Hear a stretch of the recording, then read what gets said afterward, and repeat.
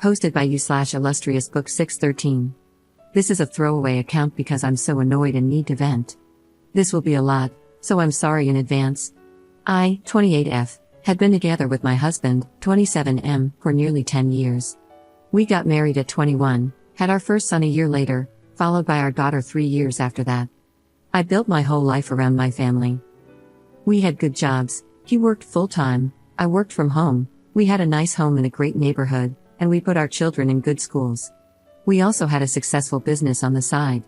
I thought we did everything right. My best friend, since middle school, lived close by. We had our daughters around the same time, and we'd have playdates all the time. We leaned on each other a lot. I supported her when she was dealing with issues with her daughter's deadbeat father and got her in contact with a good lawyer. She supported me when I was recovering from my traumatic second birth and the depression that followed. We leaned on each other for everything. 10 months ago, I found out I was pregnant for the third time. I was really uneasy about it because of my traumatic experience the second time. My husband and I had both agreed we were done after our 2 children. I considered termination, but my husband insisted we keep the baby. I was still uneasy about the pregnancy and borderline miserable for the next 6 months. I was diagnosed with hyperemesis gravidarum and was throwing up 20 times a day for 6 months straight.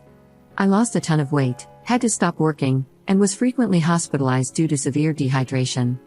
My husband stood by me and showered me with attention, for which I was so grateful. He cut down his hours at work to take care of me, the house, and the kids. My best friend frequently came to our home to check on me and help with the house. By the time I hit 6 months, the hyperemesis gravidarum had decreased a lot, and I was almost back to myself. One night after a movie night with my family, my husband and I were getting ready for bed. He fell asleep right away, and I quickly checked on the kids before climbing into bed. His phone was vibrating like crazy, so out of genuine curiosity, I unlocked it. We used to do this a lot when we were younger, so I didn't think too much of it. I was already sitting in bed. I saw frantic spam messages from my friend. One of them said, "Please come over, I need you." Another said, "I know I shouldn't be messaging here, but I miss you, and come over when she's asleep." I think I sat there in a daze for nearly 5 minutes. I cried quietly, and suddenly, all my fatigue was gone. I scoured his phone looking for more. I found emails and DMs from them, even using apps like Kick to Message and Pictures.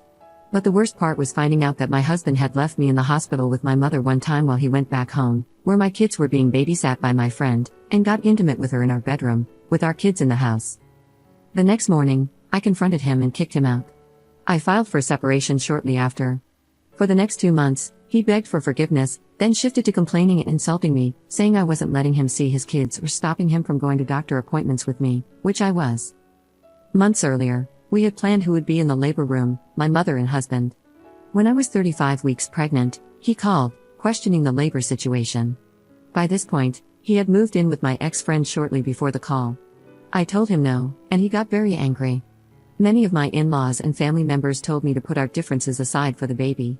I still said no. I gave birth to my son with my mother and sister present, and didn't regret my decision at all.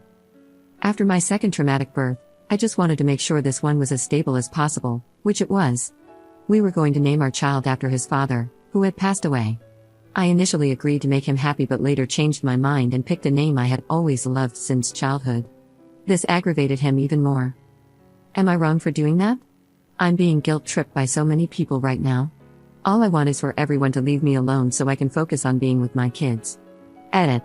Just wanted to add that I do let him see the kids, that would be crazy if I didn't. My children love their dad, I just have certain boundaries now that we're not together, and he doesn't respect them. He gets angry and says things that are categorically untrue. He got to meet our newborn son just hours after I gave birth. Update 11 months later. So, I'm back after nearly a whole year. I completely forgot about this post because I've been so wrapped up in other things. My baby just turned 1 today, and after celebrating his birthday and Christmas with my kids, it finally hit me, this is my new reality. First off, my ex-husband and I finally went through with the divorce proceedings. I had been holding off during my pregnancy and early postpartum period to avoid added stress and to carefully plan for my children and myself. I was awarded primary physical custody of our children. Their dad visits once a week, and the 2 older kids, 7 and 4, spend every other weekend with him. My youngest will start doing the same in a couple of months, which makes me nervous. He's especially clingy with me, all my kids are, but my youngest has really only known me as the most present parent. One of the main stipulations in our custody agreement is that my ex's affair partner is prohibited from seeing the kids. My poor kids have been confused enough by their parents' sudden split, and I didn't want them even more confused by seeing their aunt, who was supposed to be mommy's best friend, with their dad. It was deemed emotionally detrimental in court. As for the baby's name, he's been so bitter about it. I think he's still annoyed. His side has been trying to convince me to change the name to something we'd both like, especially after the divorce was finalized. But it's been a year now, and the baby quite literally responds to the name I gave him, so I'm not going to change it. He was also unhappy with the child support payments, among other payments, and asked for some revisions.